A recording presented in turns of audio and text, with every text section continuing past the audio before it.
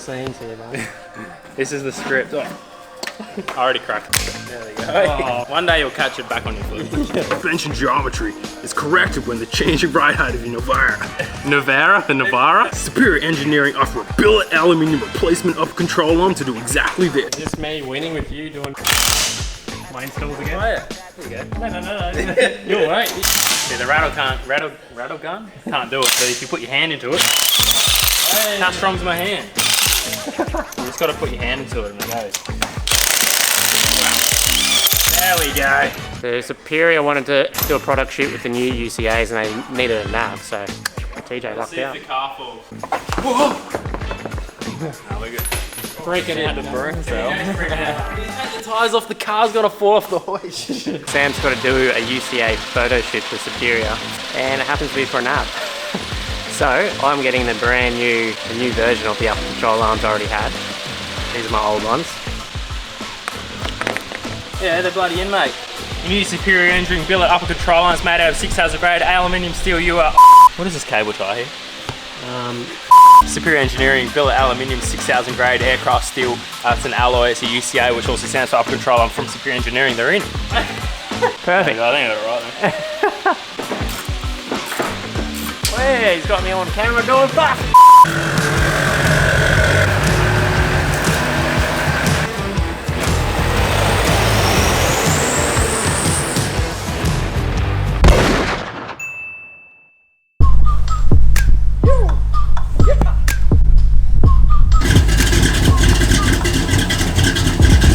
Got a bit of a slow leak on the 16.5 inch tyre. Pain in the arse, eh? Who makes a 16.5 inch rim? Same guy. Whoever this is. Actually, I think they're a Hummer rim. Hummer's making it. Exciting stuff, guys. The K-Truck's on the road today. Is the first official test. We're going to actually get this thing off-road and see if all-wheel drive even works. Yeah, let's get into it. We didn't even make it halfway, guys. Hang on a sec. I don't know what just happened over there. I hear I was driving along down the freeway and then the bloody tire go out. What the fuck? Oh shit. Oh, hot damn. How are we going to fix this? Well, I think we're gonna have to go and get Sam's 40s, put them on the back, and then Keep going. keep going. Oh, guys, I was following him and the tyre went from normal to it must have debeated when the car went around the corner. It went whoosh. Plan is we've had to come back and get the Ranger because these 40s won't fit in the nav. It's got no canopy on conveniently, that's lucky. Yeah, what are the odds I took that off yesterday? We'll take the jack. Rattle gun, breaker bar. The plan, I think, is necessary. We have to go to Sam's shop, grab the 40s, and then put the K-Truck on 40s for a moment. We've actually got to change both the rears because you can't, two different sizes, it'll just wreck the diff. And then the other problem is you can't really go off-road with those because it's got like a foot of wheel poke. Plan didn't really go to plan, and the K-Truck, yep, it still hasn't been tested. Oh, I don't know. I tell you what you don't do, put 16.5 inch tyres on a rim, because like Americans do that. What the heck? It must be common in America. I know Hummers run a 16.5 and a Hummer is pretty common over there, but I can't see us bloody nicking down the tyre shop and getting a 16.5 inch 35 and a by 12.5 tyre. No, it's the rarest size ever in Australia. Yeah, so long story short, we're not going to test the old K-Truck yet today. We are going to fix it though on the side of the highway. And if any tyre shops want to sponsor us, feel free. Going down there, bro. You look a little bit broken. Aww.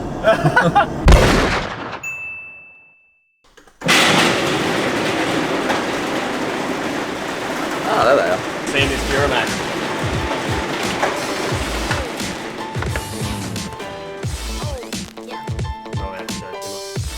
Me likey. She's a beast. There it is, our saviours. The only person in this country that would have this particular tyre liner in. How big they are? You know, 8 stuff.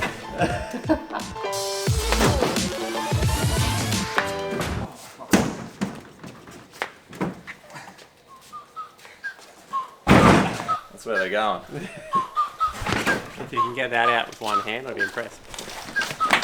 Okay, we've got the 40s loaded. Yeah, you put them on.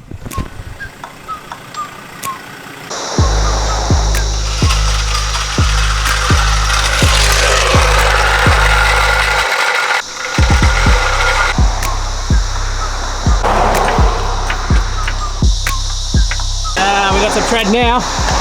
Got a lot of tread.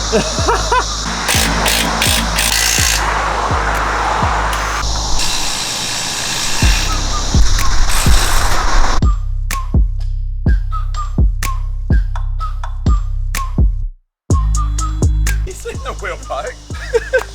That is fucking outrageous.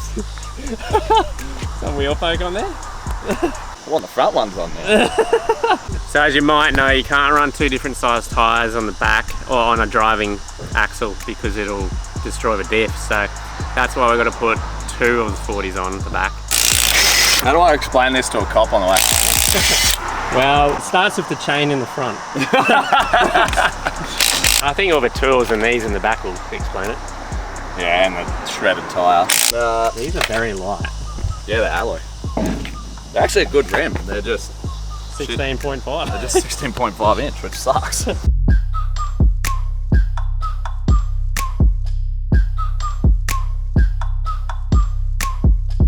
verdict is we definitely can't go full driving. It's a bit extreme wheel poke here. Now I reckon if this flexes up into that, It might bend it. it might bend what's already bent.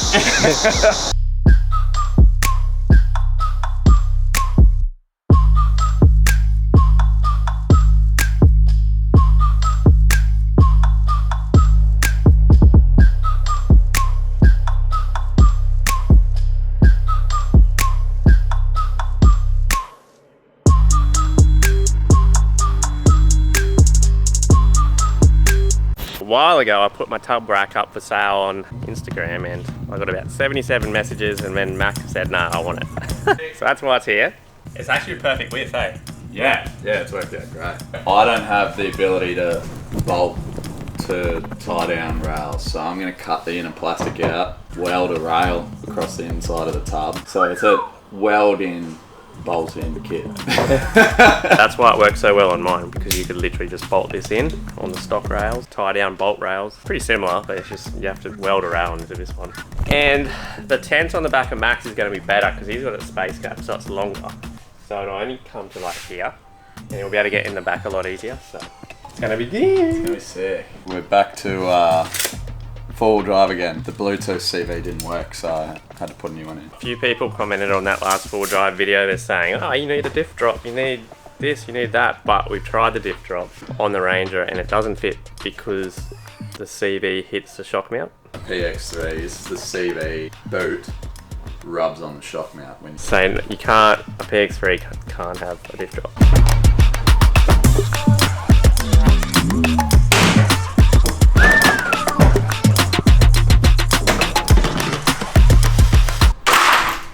These little ribs, which would be perfect.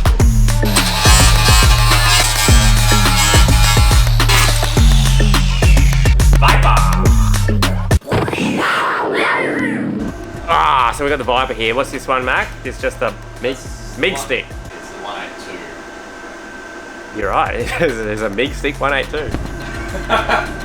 He's good. Oh, I'm good. He's good. I've played this game before. We're welding gal. I hate welding gal because it welds real yucky. Like, gets all this weird fluffy stuff. So I've sanded it back to gal a fair bit. It is what it is. As long as it doesn't move. Oh, it won't move. Like, as long as I say it's not going nowhere, she won't go nowhere.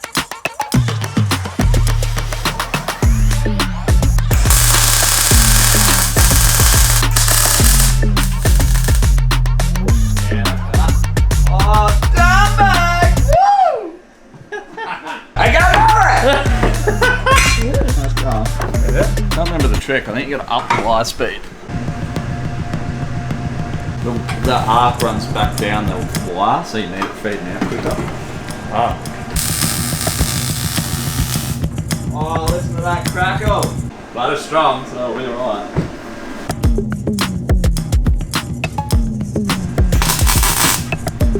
Ain't going nowhere, mate. Yeah, right. Well, hard part's done. Now we just got to bolt the tent on. don't know, this just got hard because I can't get the paint to come out. Effectively invisible tub rack again. The rails we built sit on top of that. Screw in and then tent bolts to that. The only tricky part for a Mac was that bit had to be shorter because of the dual battery. Yeah, I probably should have taped up, but whatever, eh? Ain't nobody got time for that. As you're probably aware, we made these last time, guys. It's not too hard though, it's pretty simple process. Yeah, works real well. Don't look too close, the 100mm trick got me. You ruined my arms, DJ. Ah, your arms? Yeah, well, they're mine now. Yeah, they are. I didn't even see it. Black as. Paint on my overspray.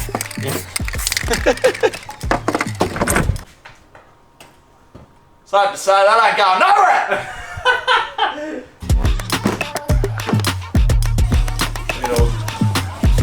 How to make your tonneau non-waterproof. Now we're just gonna, you bolt straight through. With the, Oh, you got asked that a lot, didn't you? yeah, a lot of people ask me how you bolt it through. It's literally the bolts that the King's tent comes with. Straight through. Just slide it until it lines up with your rack and then straight through.